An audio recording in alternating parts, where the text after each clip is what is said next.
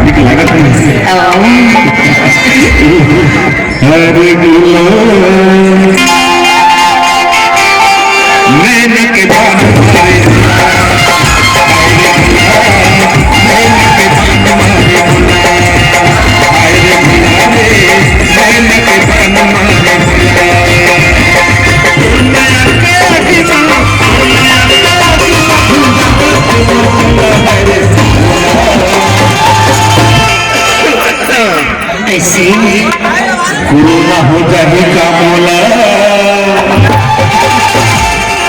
तो मैं खाते को क्या ऐसी ईमान से हाय रे बोला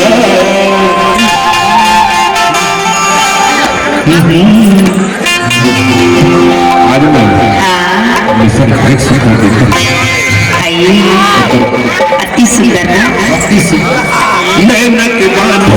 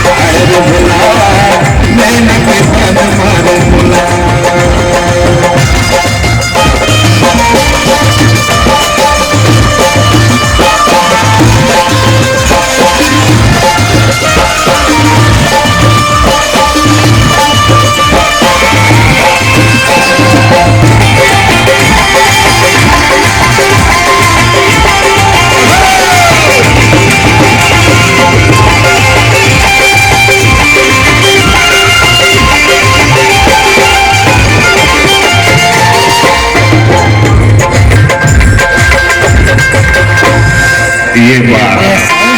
अब पूरे देखना पहिरा पासु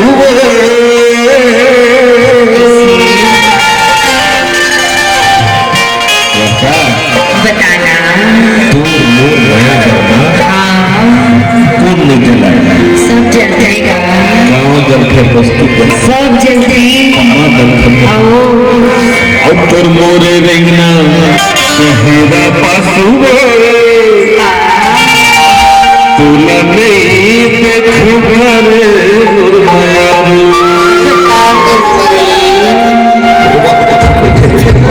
रोधास ये चूहते आंसू काले तोली ले ले मैं कर मया मैला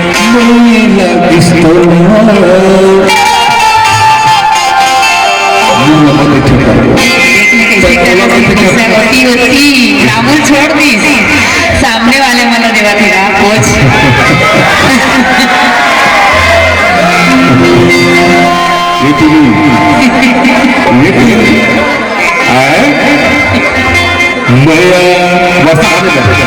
वसा अरे वसा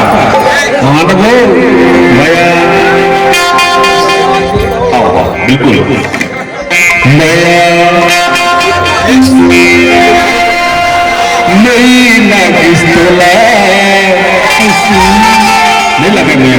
नहीं लगा